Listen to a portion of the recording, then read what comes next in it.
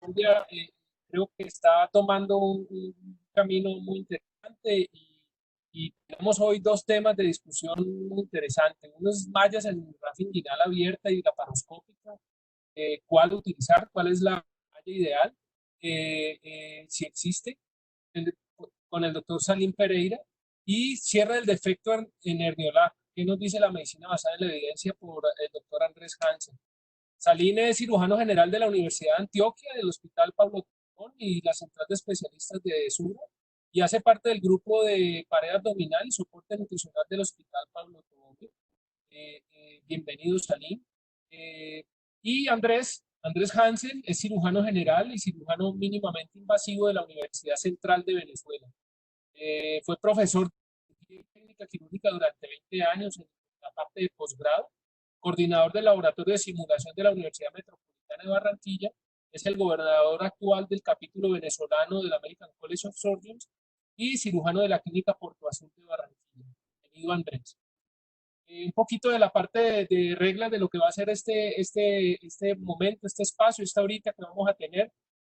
Por favor, micrófonos y cámaras apagadas, las preguntas a través del chat por donde dice P y R, ¿sí? En la parte superior de la pantalla, no por la parte del chat porque se nos pierden estas, por favor. Entonces, a través del P para la parte de preguntar.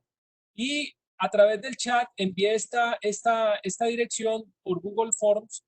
Son unas preguntas que surgieron precisamente con nuestros ponentes con respecto a cosas de discusión del tema para mostrarlos una vez terminen las dos ponencias. Eh,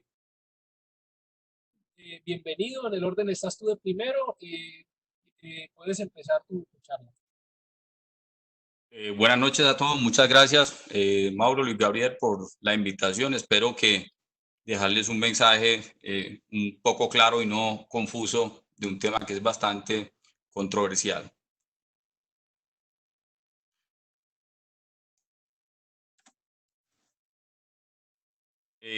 Bueno, el tema que me correspondió es qué malla utilizar en hemiorragia inguinal abierta y por laparoscopia.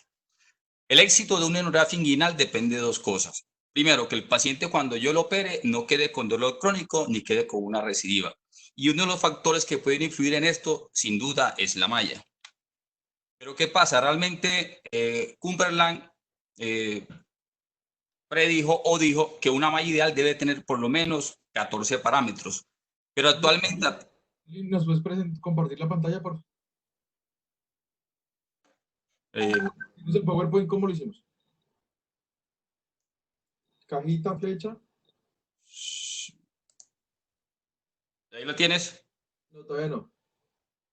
Cajita, flecha y lo mismo, compartir pantalla.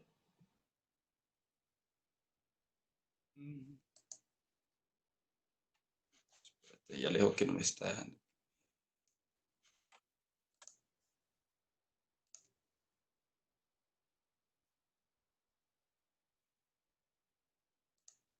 ¿La tienen? Perfecto, dale. Sí, qué pena. Bueno, como les comentaba entonces, el éxito de una hemiorragia inguinal depende de dos cosas. Uno, que el paciente no quede con una recidiva y no quede con dolor crónico. Y la malla es uno de los factores que puede incidir en esto. Pero estos 14 parámetros que describió Cumberland realmente, a pesar de los avances en la tecnología y de la hemiorragia inguinal, no se han podido cumplir. Son 14 parámetros, no solamente el peso y el peso de la malla son características importantes, sino como la flexibilidad, la fijación. Pero uno de estos parámetros que tenemos que fijarnos en el tercer punto, que es el poro.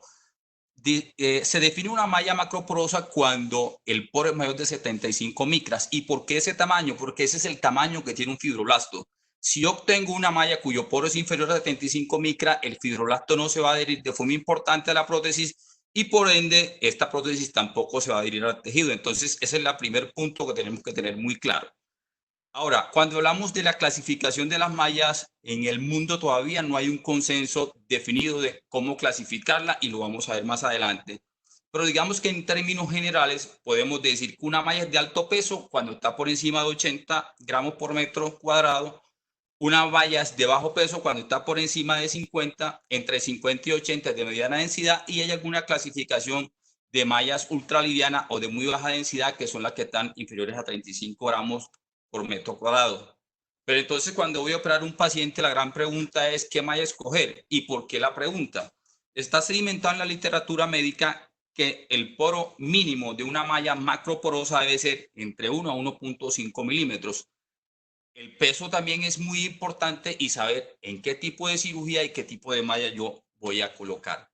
Entonces, ¿qué es la teoría que se nos ha vendido en el transcurso del tiempo desde cuando Guido Natta descubrió el polipropileno? Y es que cuando yo coloco una malla de bajo peso, la probabilidad de dolor crónico me va a disminuir. ¿Por qué? Porque la reacción inflamatoria que hace el tejido hacia la prótesis es muy inferior, pero la recidiva me puede aumentar. Caso contrario sucede cuando yo coloco una malla de alto peso, que por la cantidad de polipropileno o llámese cualquier material, el dolor crónico me va a aumentar, pero la recidiva me va a disminuir. Entonces miren los dos aspectos, los contra que tiene la prótesis en el momento de yo decidir cuál escoger.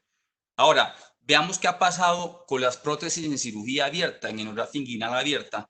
Entonces aquí le traje un metaanálisis de diferentes años, año 2012, 2017, 2018, 2019, donde se comparan diferentes prótesis, prótesis de baja densidad con alta densidad. Ya aquí encontramos el primer problema, porque si nos vemos en el cuadro, no hay un consenso de cuál vamos a definir como de baja densidad. Para algunos es menor de 40, para otros toman mallas de 28 gramos comparadas con 90 gramos. Pero conclusión, todos estos estudios publicados incluso hasta el año pasado, lo que dice que cuando yo coloco una malla de baja densidad o de bajo peso en enografía inguinal abierta, tiene varias ventajas. Uno, disminuye el dolor crónico y la sensación de cuerpo extraño y no impacta en la recidiva. Entonces diríamos hasta aquí, ¿qué necesidad tengo de colocar yo una malla de alto peso en una enografía inguinal abierta? Coloco una de bajo peso que tiene más beneficios para el paciente. Pero ¿qué pasa? Este estudio, que es el registro suizo, nos da un panorama algo diferente, porque a diferencia de los otros estudios, y es el gran problema que tenemos en etnografía, es que los seguimientos son muy cortos. El estudio suizo es un registro que surgió en el año 1992, tiene 300,000 pacientes. De esos 300,000, 76,495 pacientes para determinar cuál es la prótesis recomendada en enografía inguinal abierta. Compararon 4 prótesis, una mayor de 50 gramos, una menor de 50 y 2 mallas parcialmente absorbibles. ¿Qué se dieron cuenta? Cuando yo coloco una malla parcialmente absorbible, realmente la probabilidad de recidiva es muy significativamente mayor cuando coloco una malla de polipropileno convencional o regular. Ahora, si coloco una malla por encima de 50 y por debajo de 50, siempre y cuando no sea parcialmente absorbible, no hay diferencia en la recidiva. Y también se dieron cuenta que solo cuando tengo un defecto herniario mayor de 1.5 centímetros, en estos casos sí podría colocar yo una malla parcialmente absorbible. Entonces, ¿cuál es el mensaje de este gran estudio que realmente sí aporta mucho? Y es que en enografía inguinal abierta, una malla de polipropileno por debajo de 50 gramos se puede colocar siempre y cuando no sea parcialmente absorbible. Y solo en defectos pequeños podría colocar una malla, un ejemplo de 28 gramos, que fue la que ellos compararon, o una malla con componente de vicril. Entonces vamos a ver qué ha pasado con las mallas en enografía inguinal por laparoscopia. Lo mismo, tenemos estudios 2011, 2012 y estudios 2017. Son RCT, metaanálisis, otro RCT. Traté de buscar estudios con alto impacto, por así decirlo, y buen diseño, y que fueran representativos.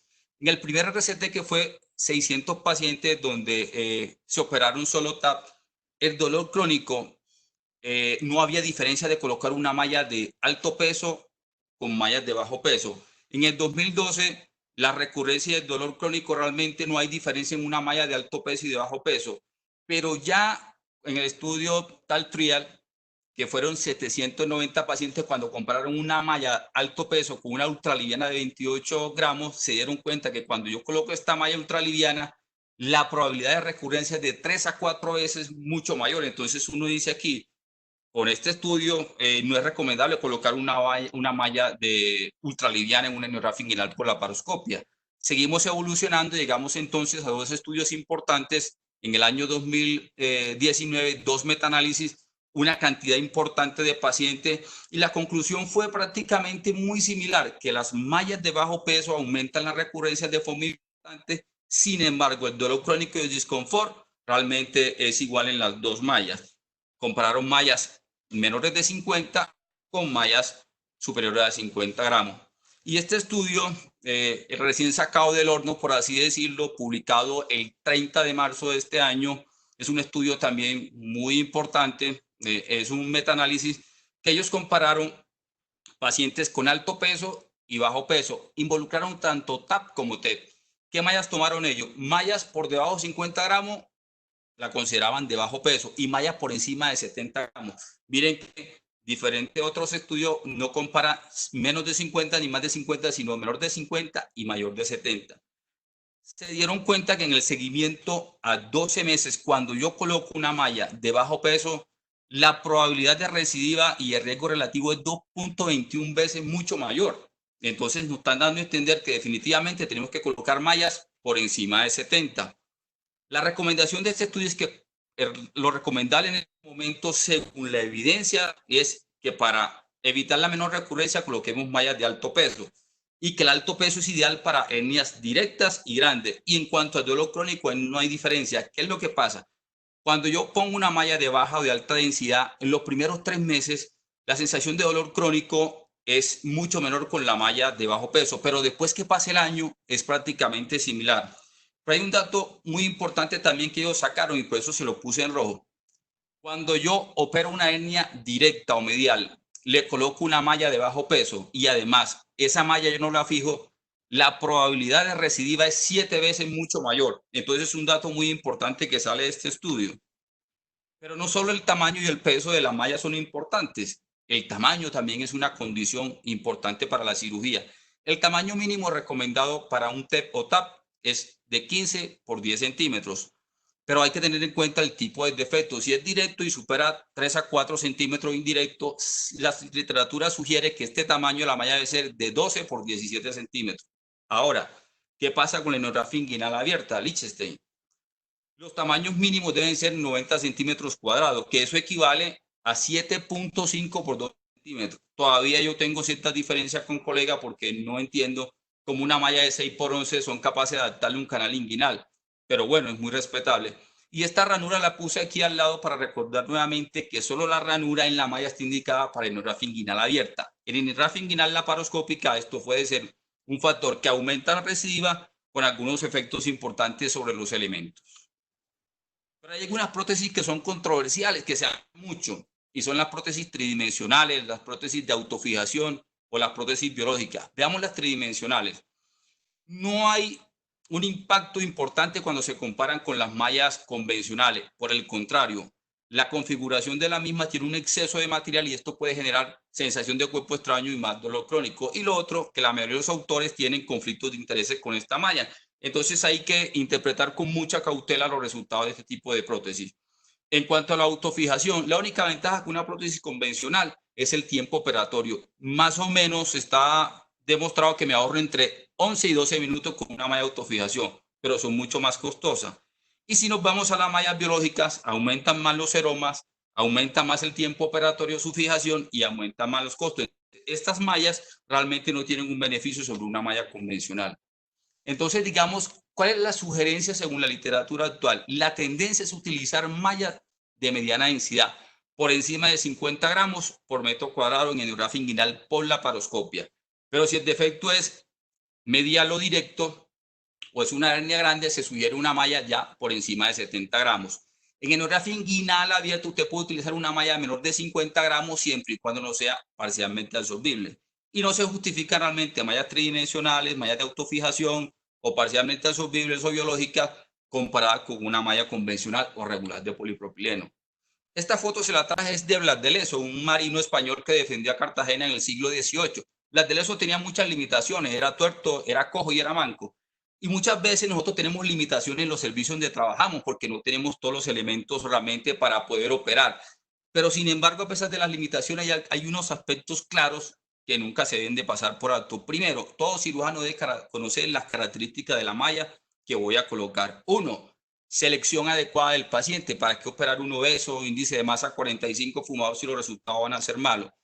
Tercero, la anatomía clara del canal inguinal que a veces fallamos. Y lo otro, la experiencia del cirujano.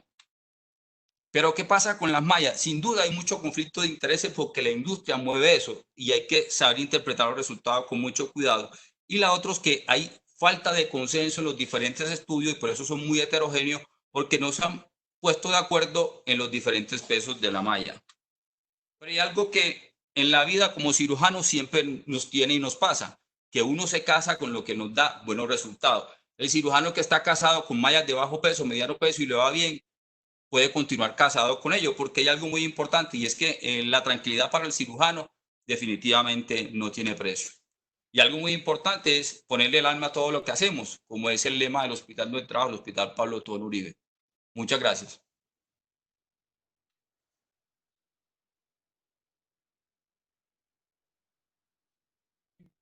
Gracias, Carla. Bastante clara con respecto al. En este momento hay tres personas de las 318 que han respondido a la encuesta. Queremos tener un poquito más de quórum.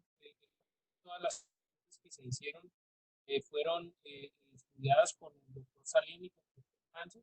Son de respuesta Pablo, única. se te está cortando el audio, pégate más al micrófono, por favor. Ok. Pues reitero, Salín, excelente revisión, creo que muy clara con respecto al tema a desarrollar y en este momento tenemos 3 personas que han resuelto la encuesta. La encuesta son una serie de preguntas básicas de responder en las cuales las estudiamos con el doctor Salín y con el doctor Hansen. Entonces, para que se animen, tenemos 319 participantes en este momento. Bueno, vamos a continuar en este momento con Andrés, la parte de preguntas con respecto al tema, la vamos a hacer en la parte final. Acuérdense que se hace por la aplicación PIR, por la parte PIR, no por el chat, ¿sí? Que está en la parte inferior de la pantalla. Bienvenido, Andrés, y puedes continuar y empezar con tu charla. Muchas gracias. Bueno, muchísimas gracias a la Asociación Colombiana de Cirugía, al capítulo de pared abdominal, al doctor Luis Gabriel González y al doctor Mauricio Zuluaga. Esta presentación versa sobre un tema que es bastante controversial y que ha surgido como inquietud de manera relativamente reciente. Y es si debemos o no cerrar los defectos de la región inguinal cuando hacemos hernoplastia inguinal laparoscópica o endoscópica realmente. Estos son mis conflictos de interés, ninguno de ellos es relevante para esta presentación. La semana pasada el doctor Daves nos hacía referencia a la ley de Laplace y al principio de Pascal, y vemos en este diagrama de la pared abdominal en el cual se pretende mostrar que la tensión en la pared o potencialmente en la prótesis es directamente proporcional a la presión ejercida sobre la misma, digamos, la presión intraabdominal, pero es inversamente proporcional al radio de esa cavidad y al espesor de la pared. Entonces, luciría como razonable el aumentar este denominador, el valor del espesor de la pared abdominal para disminuir la tensión en la pared y la tensión en la malla. Si nosotros logramos cerrar este defecto, hipotéticamente aumentamos el espesor de la pared abdominal y por lo tanto vamos a disminuir esa tensión siguiendo la ley de Laplace. Este es el concepto teórico en el cual se fundamenta la modificación que ya tiene muchos años y está avalada por la evidencia en la técnica intraperitoneal ley desarrollada en las eventraciones por técnicas endoscópicas. Sin embargo, también el doctor Daves mencionaba que tal vez la región inguinal se comporta de manera relativamente diferente en vista de que gran parte de sus contornos son rebordes óseos y vamos a ver algunas otras cosas. Pero así como se desarrolló o como se acuñó el término de IPOM Plus a la técnica en la cual se cierra el defecto herniario ventral, hay algunos autores que han propuesto los términos TAP o TEP Plus en aquellas circunstancias en las cuales se efectúe un cierre de ese defecto en hernioplastias inguinales por técnica endoscópica. Uno de los propósitos de esto es evitar el efecto del hoyo negro. Cuando tenemos defectos considerablemente grandes, sobre todo mediales 3, eventualmente existe la posibilidad de que la malla protruya parcialmente o sea absorbida a esa cavidad, sea integrada a esa cavidad y provocando bien una pseudo recurrencia o bien una recurrencia verdadera. La otra desventaja potencial es que cuando tenemos defectos grandes, potencialmente puede haber fracaso central de la malla, sobre todo si se escogió una malla de bajo peso, como bien lo mencionaba Salim recientemente. Entonces tenemos unas ventajas hipotéticas de cerrar los defectos inguinales. En primer lugar, el potencial de disminución de la incidencia de seromas.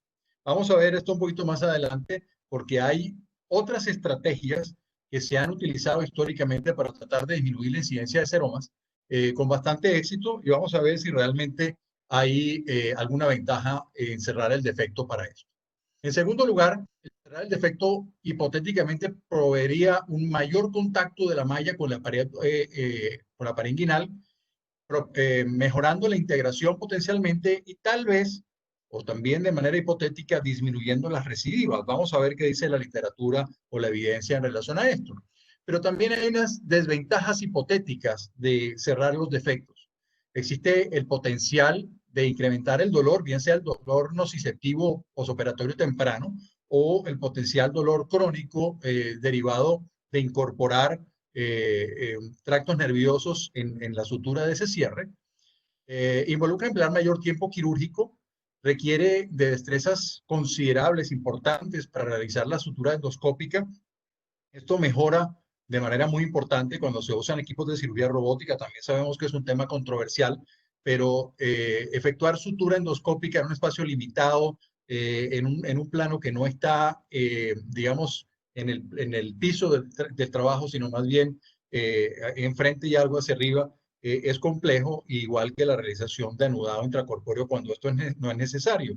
Esta sutura endoscópica es facilitada considerablemente con el empleo de suturas barbadas o de materiales de síntesis barbados como los que están disponibles hoy en día.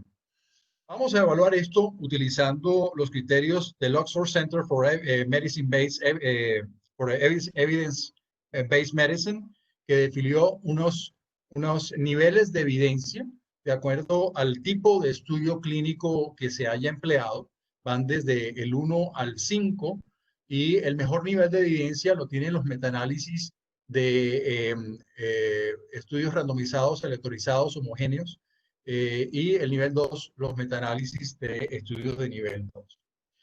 Nuevamente, el Oxford Center for Evidence Medicine Base nos da unos grados de recomendación que también están fundamentados en qué tipo de estudios se está analizando.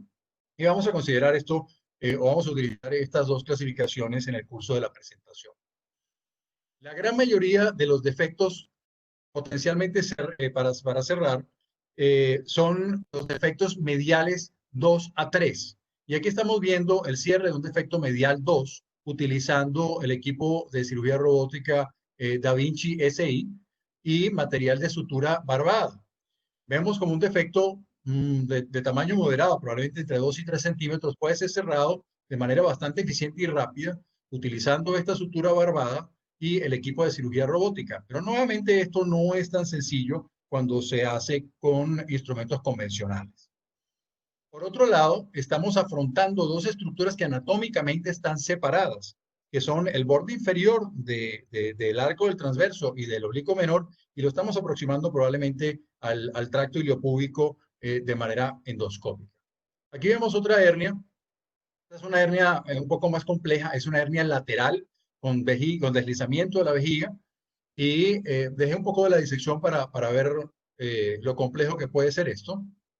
Pero nuevamente, eventualmente estos defectos laterales pueden disminuirse de tamaño, haciendo lo que sería el equivalente endoscópico de una técnica de Marcy, cerrando parcialmente ese defecto indirecto.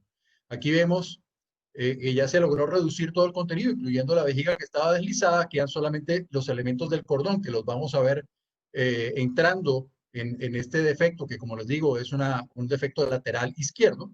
Aquí estamos viendo los elementos del cordón dentro de la cavidad, ya reducido totalmente el saco, y se está empleando nuevamente el equipo de cirugía robótica para efectuar el cierre parcial de este orificio inguinal profundo, utilizando también sutura barbada. Nuevamente, este defecto probablemente haya algo de tensión al realizar el cierre por esta técnica, y sería un poco más complejo técnicamente cerrarlo utilizando instrumentos de cirugía convencional sin la ventaja de los EndoWrist y de los 6 grados de libertad que confiere el equipo de cirugía robótica. En el 2016, el doctor David Chen dio exactamente esta misma charla en CES y de alguna manera su statement inicial, su propuesta inicial es que si realmente había alguna razón para cerrar estos defectos y proponía que la técnica libre de tensión seguía siendo lo mejor. En general, el doctor Chen establecía o proponía que hay unos riesgos del cierre de los defectos directos, en particular que viola los principios de la reparación libre de tensión, que tiene el potencial de incrementar el dolor nociceptivo, que tiene la posibilidad, perdón, de provocar sangrado y de atrapar algún nervio generando dolor de origen neuropático crónico. Y obviamente este concepto estaba fundamentado también en la compleja anatomía neural de la región de la ingle, donde principalmente en las técnicas de cierre hay un riesgo aumentado de lesiones del nervio ilioinguinal, cuya relación con la pared inguinal de alguna manera está expuesta a este tipo de cierre, sabiendo que cuando se hacen maniobras de fijación o de sutura por debajo de la línea ilíaca o a nivel de la línea ilíaca, eventualmente hay riesgo de lesión del nervio ilioinguinal. Nuevamente, el doctor Chen, para el año 2016, y basándose en qué había de reportes en la literatura, concluía que no había estudios de nivel 1 que demostraran que el cierre de los defectos realmente fuera mejor que no cerrarlos. Que la mayoría de las experiencias eran anecdóticas, que obviamente la experiencia del cirujano cuando realiza este tipo de maniobras es de gran ayuda, pero que se requiere de seguir estos pacientes de manera honesta en grupos grandes para realmente establecer si hay diferencias y hacer esto en colaboración entre varios grupos. Haciendo ya una búsqueda de literatura a este respecto con diversos motores de búsqueda, encontramos muy pocos artículos que se refieran específicamente al tema. Este es un artículo chino publicado en el año 2019. Es el único estudio aleatorizado comparativo con 2 grupos de 30 pacientes por el tamaño de las muestras. En la prueba de bondad de ajuste de Komarov-Smirnov no estableció ninguna diferencia. Ambas se comportaban con una distribución normal para edad, sexo, el tipo de hernia, el tamaño, etc.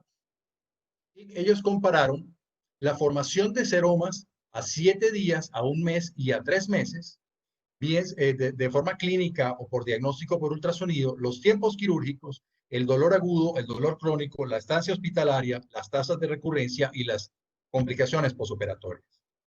Y vemos en relación a la formación de seromas que hubo una diferencia estadísticamente significativa entre cerrar el defecto y no cerrar el defecto. El tiempo quirúrgico fue ligeramente mayor e incluso estadísticamente significativo, siendo mayor en el grupo en el cual se cerró el defecto que no se cerró el defecto. En relación al dolor, nuevamente se presentó una diferencia no significativa desde el punto de vista estadístico, con mayor dolor en el grupo en el cual se cerraron los defectos. Y no hubo recurrencias en ninguno de los 2 grupos, por lo tanto no hay una diferencia estadística en esto. Cuando evaluamos este estudio, esto es un estudio aleatorizado, controlado, de nivel 3, con un grado de recomendación favorable, pero exclusivamente para la disminución de seromas. No hay diferencias en la recurrencia y las diferencias son pequeñas en relación al dolor. Este es otro artículo chino publicado en el 2017, el cual es una serie de casos que reportó el cierre de defectos herniarios de manera laparoscópica con sutura barbada como un método sencillo para prevenir. Exclusivamente evaluaron la prevención del seroma. Fueron 35 hernias en 25 pacientes, 24 de ellas mayores de 3 centímetros, lo que representa el 69%, tuvieron un seguimiento de 4 a 13 meses y solamente lograron establecer que hubo dolor agudo al segundo día de la evaluación en menos de 3 puntos de la escala análoga del valor sobre 10 y que se documentó seroma en solamente un paciente.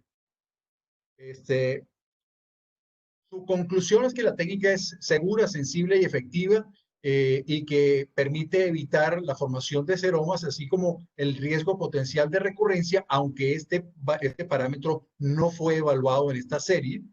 Y de alguna manera también dicen que no se aumenta el riesgo de dolor debido al atrapamiento nervioso. Este es un estudio de corte no controlado de nivel 4 y con un grado de recomendación C, que es favorable, pero no concluyente, no conclusivo.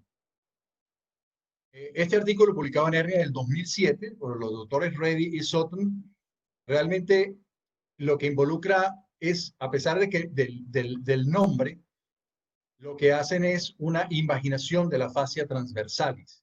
¿De acuerdo? Entonces, aquí tienen los tipos de hernia y las complicaciones postoperatorias en relación a la inversión de la fascia transversalis.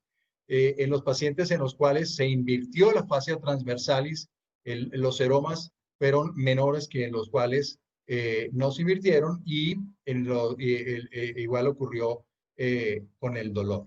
Aquí vemos las hernias directas con la fascia transversalis no invertida.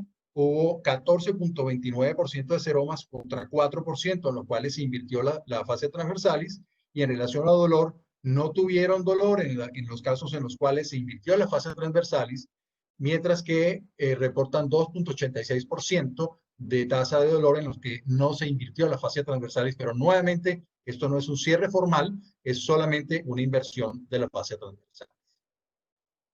Este artículo, publicado también en Hernia en el 2019, es el que acuña el término que de alguna manera mencionamos al inicio de la charla, de procedimientos TEP o TAP Plus o Plus, es decir, con cierre del defecto herniario, tratando de establecer algún paralelismo con lo que hacemos en la técnica IPOM Plus. Este es un artículo de Singapur, publicado en 2019, y nuevamente hicieron 159 pacientes en los cuales no se cerró el defecto y 219 en los cuales sí se cerró el defecto. Hubo una tasa mayor de dolor en los pacientes en los cuales no se reparó el defecto, lo cual luce paradójico en contraste contra solamente 2.3% de los cuales se cerró el defecto. El intervalo de confianza que ellos escogieron fue del 95%. En este caso, el dolor, sin embargo, tiene un valor de P de 0.06, es decir, es mayor que 0.05. En relación al seroma, vemos que los pacientes en los cuales no se cerró el defecto hubo un 12.6% de seromas, mientras que los pacientes en los cuales se cerró el defecto encontraron un 6.4%, y aquí con un 95% de confianza sí fue significativo el valor de P. En relación a la recurrencia, encontraron una tasa de recurrencia de 4.4% en los pacientes en los cuales no se cerró el defecto, contra una tasa de 0.9 en los pacientes en los cuales se cerró el defecto, y nuevamente con un intervalo de confianza del 95%, esto fue estadísticamente significativo. Este también es un estudio de corte, es un estudio de nivel 3, con un grado de recomendación B favorable, pero como vemos, es un estudio a pesar de ser controlado, no es aleatorizado. Publicado en el año 2017, propone también lo que llaman ellos una novedosa técnica para la hernioplastia preperitoneal, reparando el defecto. También este es un trabajo coreano publicado en el año 2017. Es considerablemente controversial porque introduce algunos elementos que consideramos hoy proscritos, sobre todo a la luz de el artículo del doctor Daes y el doctor Felix relativo al critical view del orificio miopectíneo, y al artículo reciente de nuestros amigos brasileños en relación a las reglas de oro para esto. Ellos hacen una disección limitada al defecto directo y evitan lo que ellos llaman disección excesiva en el área indirecta. Hacen un cierre con sutura continua barbada y colocan una prótesis de malla de pequeñas dimensiones que en general sobrepasa las dimensiones del defecto directo cerrado, pero que no cubre por completo el orificio miopectíneo. Entonces, este es un trabajo que hay que tomar con serias reservas en relación a la técnica. Ellos evaluaron el tiempo operatorio, la estancia hospitalaria, la tasa de complicaciones, incluyendo seromas, hematomas y dolor crónico, el fenómeno de bulging y la escala análoga del dolor el primer día, la primera semana y el primer mes, etcétera. En general, no disecan apropiadamente el orificio miopectíneo ni obtienen visión crítica, utilizan una malla pequeña que no cubre por completo el orificio miopectíneo, no encontraron diferencias significativas en el tiempo quirúrgico, en la presencia de seromas o hematomas o en las recurrencias, solamente encontraron diferencias en la escala análoga del dolor a favor de la serie de casos en la cual cerraron los defectos, encontrando menos dolor en esos casos. Nuevamente es un estudio de corte de nivel 3 con un grado de recomendación B, pero, insisto, tiene serias falencias en lo metodológico quirúrgico, no en el diseño del estudio, pero sí en la realización del procedimiento de... Sabemos que hay otras estrategias. La mayoría de los estudios, como vemos, evalúan la formación de seromas y en general atribuyen a la técnica del cierre del defecto herniario una menor incidencia de seromas.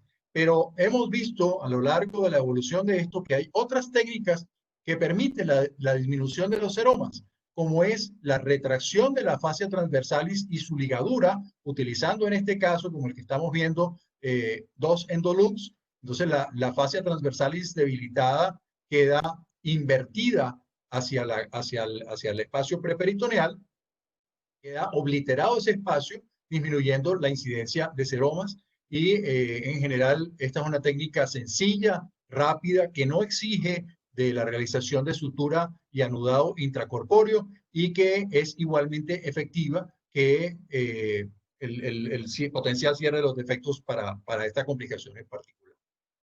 Otra técnica, y esto lo vimos la semana pasada en la conferencia del doctor Dáez, es la inversión de la fascia transversalis, fijándola bien sea al ligamento de Cooper o bien sea a la pared muscular por encima de la línea vidiliaca. Y nuevamente, esto hay experiencia suficiente y literatura que también disminuye la incidencia de seromas. Entonces, hay otros recursos potenciales que pueden ser empleados para disminuir esa complicación en particular.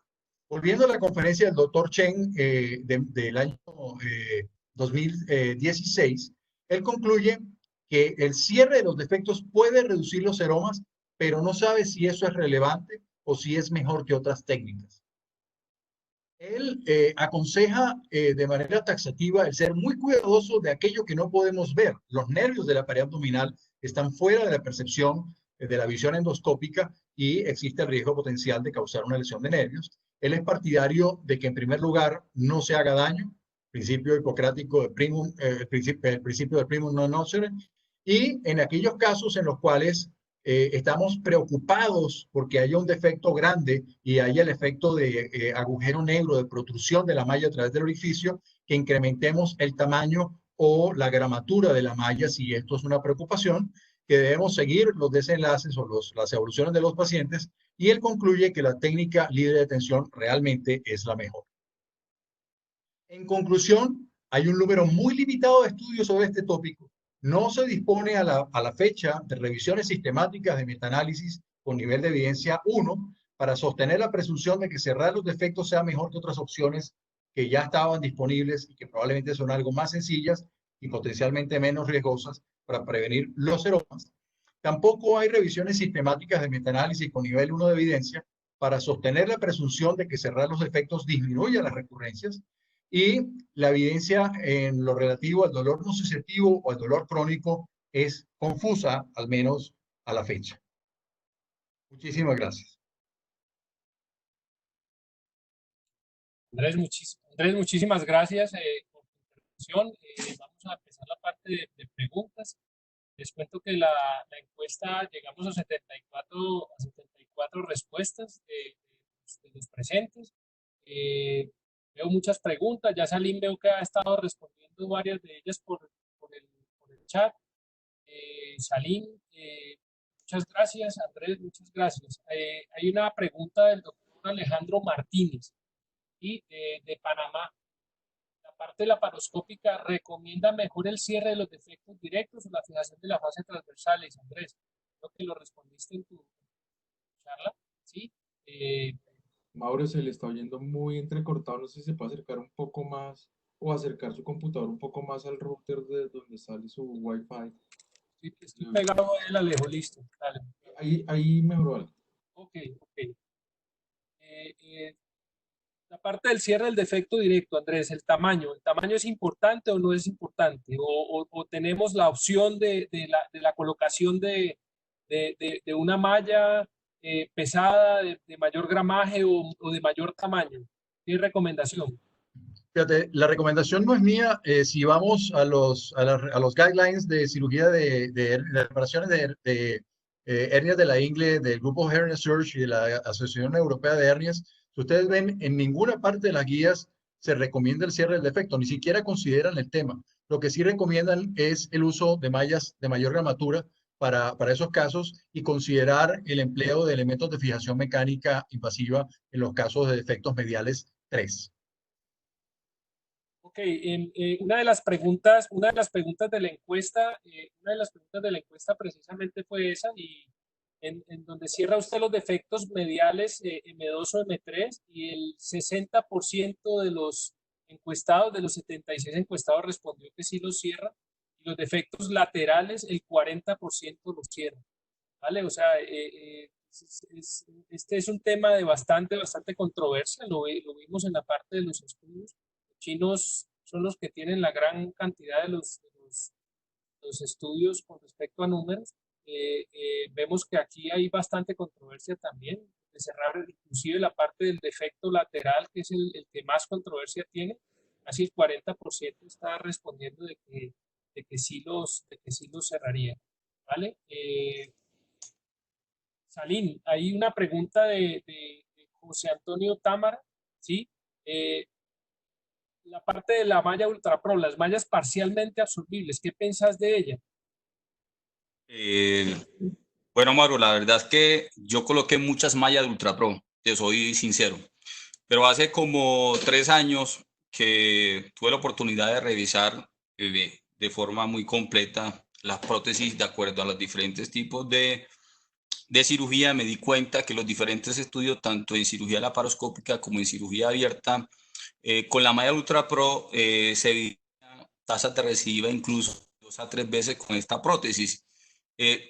Realmente esta prótesis, dicen que es una prótesis de 45 gramos, pero cuando se absorbe la película que trae, queda una malla de 28 gramos por metro cuadrado, es decir, una malla muy ultraliviana. Entonces yo cambié realmente mi práctica hace unos 3 años y empecé a colocar mallas que están alrededor de unos 40 50 gramos. La literatura realmente apunta a que estas mallas, y como lo dije en el estudio suizo, el registro suizo es un registro grande, solo se recomiendan si el defecto herniario es alrededor de 1.5 centímetros, es decir, estaremos hablando de un defecto M1. En las demás no hay ningún estudio que soporte en la actualidad utilizar mallas de Ultra Pro. No quería pues mencionar el nombre porque no tengo conflicto de intereses, pero es la malla que en el mercado está como ultraliviana. Listo, no es recomendable realmente colocarla en estos momentos. La otra pregunta, Salim, para ti. ¿Crees que existe una malla ideal? ¿Crees que hay alguna malla mejor que otra? Realmente, Mauro, no. Y los artículos son enfáticos en eso, porque es que si nos vamos a los extremos y colocamos malla de alto peso, ahí estamos teniendo problemas con la sensación de cuerpo extraño, que no es despreciable, aunque no es significativa. Y si nos vamos al extremo de bajo peso, ahí viene el otro componente, se aumenta la recidiva. Ahora, mallas de mediana densidad en la laparoscopia no son recomendables porque hablamos de más de 50 gramos. Entonces, en cirugía abierta usted puede colocar una malla entre 35 y 50 gramos, que es válida. El problema es que a mayor peso probablemente el diámetro del poro va a disminuir de forma importante. Y esto es algo que hay que tener en cuenta para fijar la adherencia de la prótesis al tejido. Hay un estudio que incluso, un protocolo que arrancó el año pasado, y es mallas biológicas con mallas convencionales en hernia por laparoscopia. Apenas arrancó el protocolo el año pasado, 2019, hay que esperar, es un RCT que se está llevando, aspiran a recoger muchos pacientes y vamos a ver qué nos aporta algo nuevo las mallas biológicas. Pero en este momento la literatura es enfática que no existe una malla ideal, a pesar de todos los avances que hemos tenido en la fabricación de las mismas. Aquí una pregunta interesante, Andrés. El tipo de material con el cual cerrarías un defecto de estos, si lo cerrarías, ¿crees que las suturas barbadas en este momento nos cambiaron la vida a los cirujanos en la parte de hernia y lo de pared? ¿O con suturas convencionales? Obviamente depende mucho de la destreza técnica y de los recursos del cirujano. Las suturas barbadas simplifican muchísimo el procedimiento. Lo importante es utilizar material de lenta absorción, al menos 180 días, con la intención de que eso que estamos haciendo permanezca en el tiempo, lo suficiente al menos para que haya una miodesis efectiva o se integre la malla, que es el efecto que estamos logrando de manera definitiva. El doctor Mauricio Bastos preguntaba si cerraría defectos mayores de 4 centímetros. Y estaba tratando de escribir rápidamente que eso suena sensato, pero tendría que ser considerado off-label a la luz de la evidencia actual.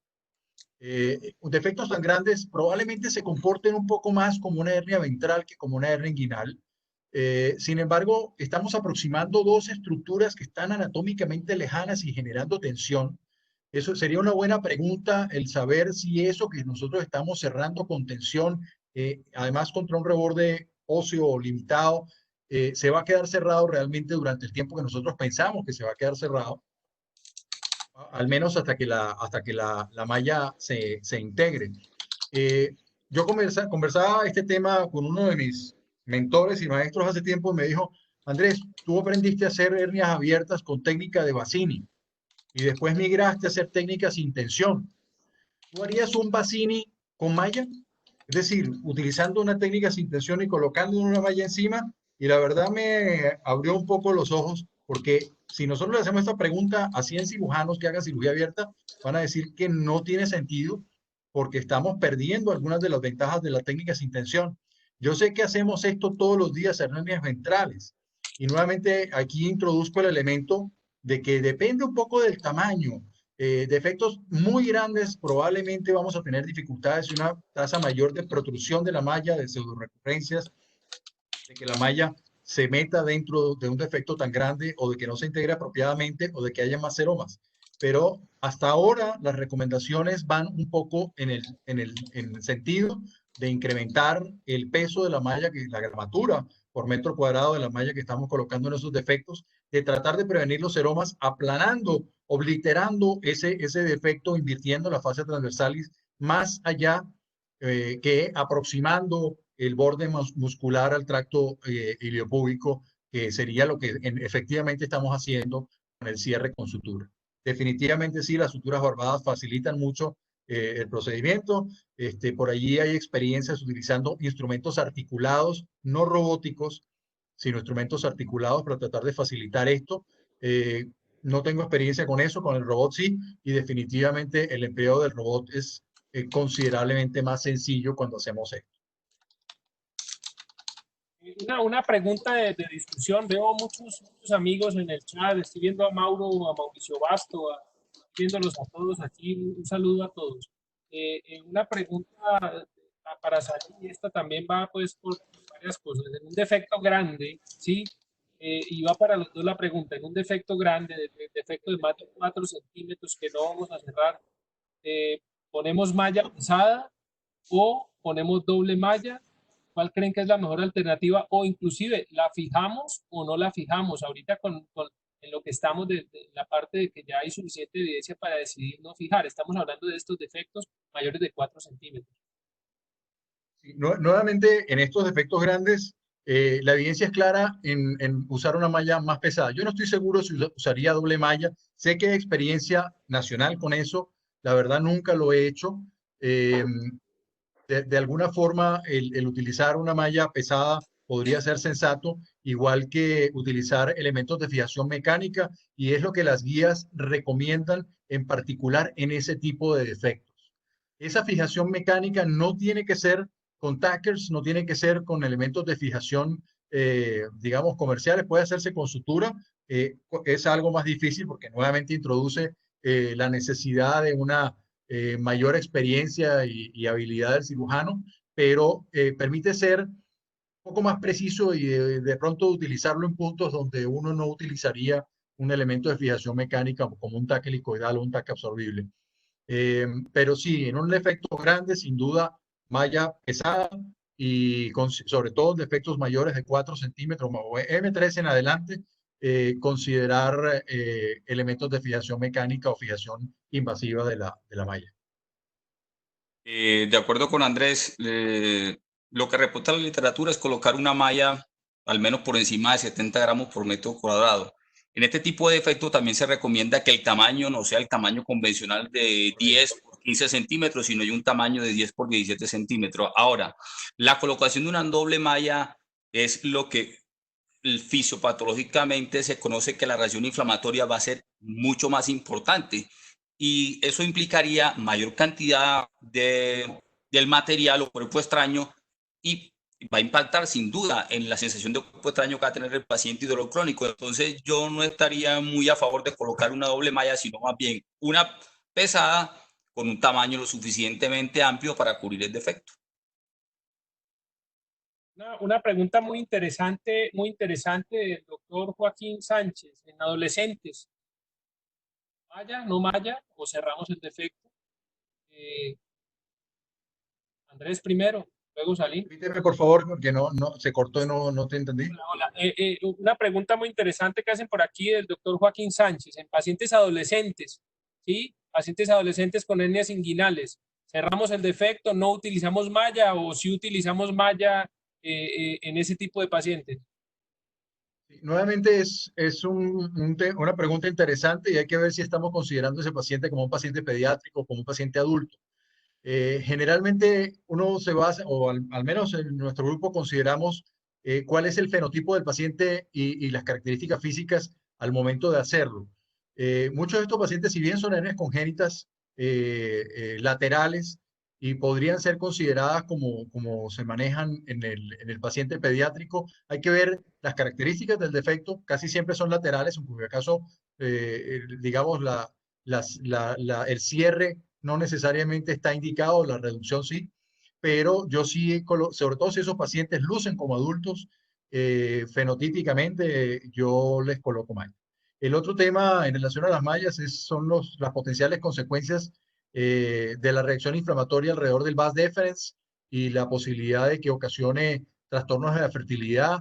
La verdad que la literatura es muy controversial en relación a ello y la cantidad de pacientes a los cuales le ponemos malla sin que se haya podido poner en evidencia trastornos importantes de la fertilidad, pues creo que hablan por sí solos. La no utilización de mallas, realmente la literatura lo que dice es que siempre y cuando el paciente realmente no quiera ponerse una malla, porque es que se ha demostrado que cuando uno coloca una malla, la tasa de recidiva la disminuye al 50%. Y si el cirujano concerta con el paciente no colocación de una prótesis, la recomendación es la técnica de Schulday. ¿Qué pasa? En los pacientes que tienen hernias mediales, a diferencia de las hernias laterales, se ha demostrado que existe un trastorno de la producción de colágeno en este tipo de hernia. Entonces, siempre la hernia medial o también llamada hernia directa va a tener una recurrencia mucho más alta que una hernia lateral. Entonces, todos esos factores yo pienso que hay que concertarlos con el paciente, pero la literatura es enfática, a menos que el paciente no quiera, no coloque malla. De lo demás, y siendo un paciente ya adulto, la recomendación es colocación de prótesis. Una pregunta con respecto a los muchachos que están empezando en esta delicia de lo que es la hernia inguinal por la paroscopia, que definitivamente creo que debe volverse la parte del gol estándar en el manejo de la patología inguinal. En estos cirujanos que están empezando, ¿sí? ¿Con qué tipo de malla deben entrenarse? De una vez con la parte de mallas anatómicas, preformadas, mallas planas, autoadherentes.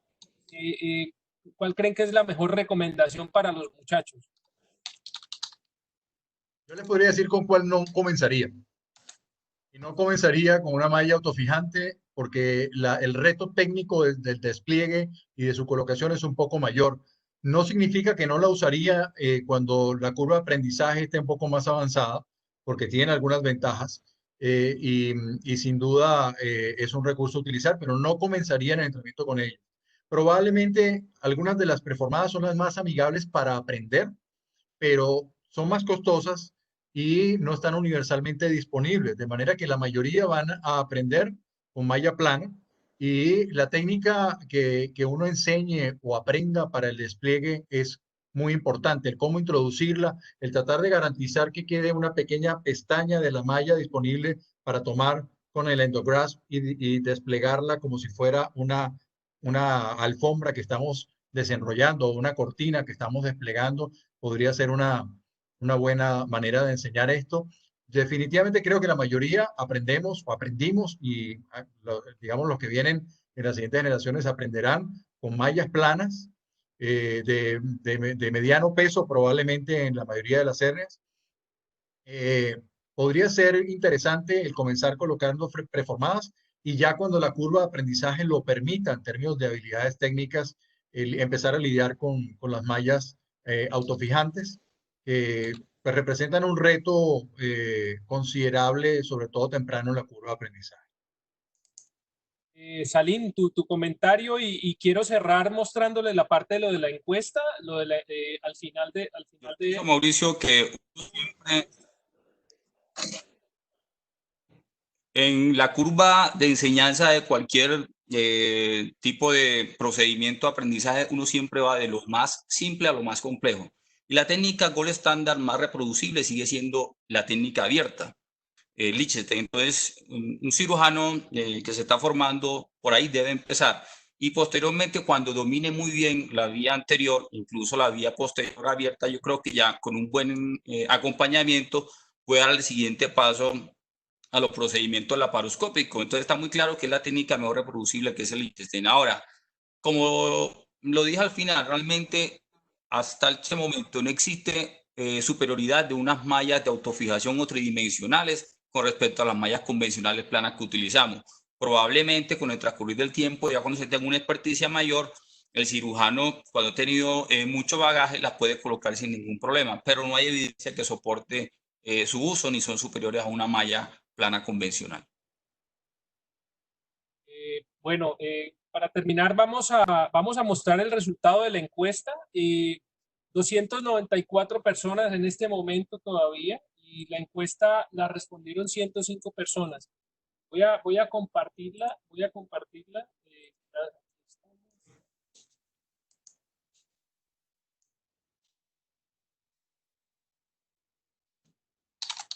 ¿Ahí la están viendo?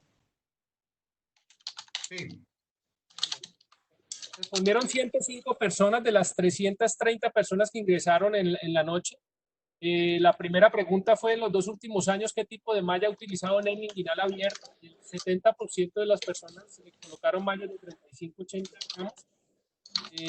Vemos que mallas de mayor gramaje fueron muy pocos los que hicieron colocación de esta. En el NORAF inguinal laparoscópica, ¿qué tamaño de prótesis utiliza?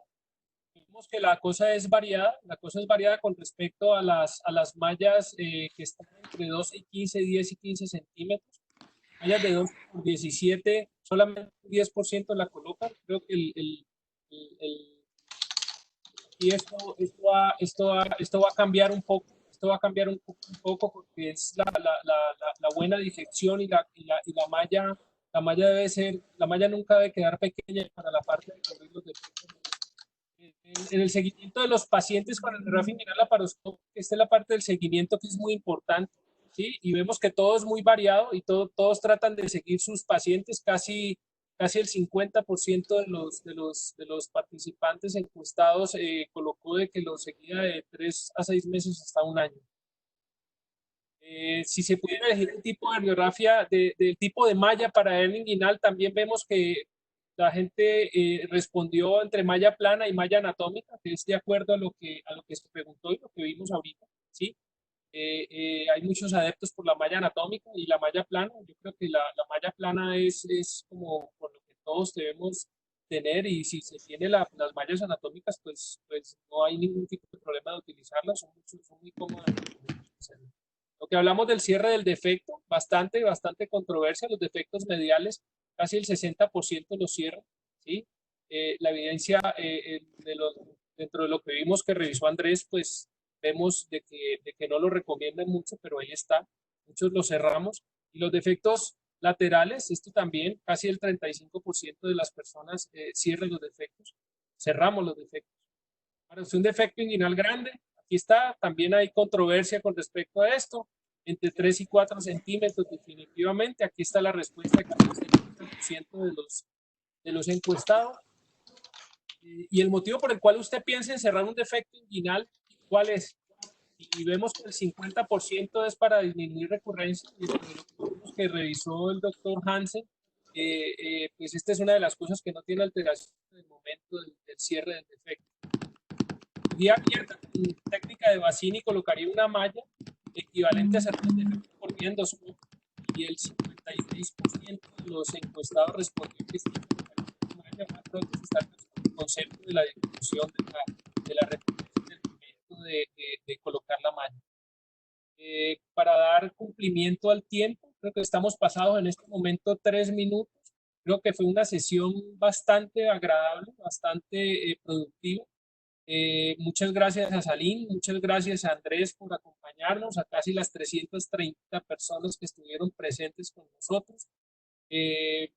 Aquí nos podríamos quedar absolutamente toda la noche haciendo y respondiendo preguntas, porque este tema es definitivamente apasionante. Muchísimas gracias, descansen todos y cuídense mucho. Un abrazo a todos los compañeros, amigos, apasionados de la hernia. Gracias Mauro por la conducción de la jornada. Espero haya sido nutritiva para todos. Los 3 minutos que nos pasamos fueron los de la encuesta de Mauro. Prometo cambiarle el computador para la próxima. Buenas noches a todos y descansen. Muchas gracias. Luis, muchas gracias. Un abrazo a todos. De igual manera para todos.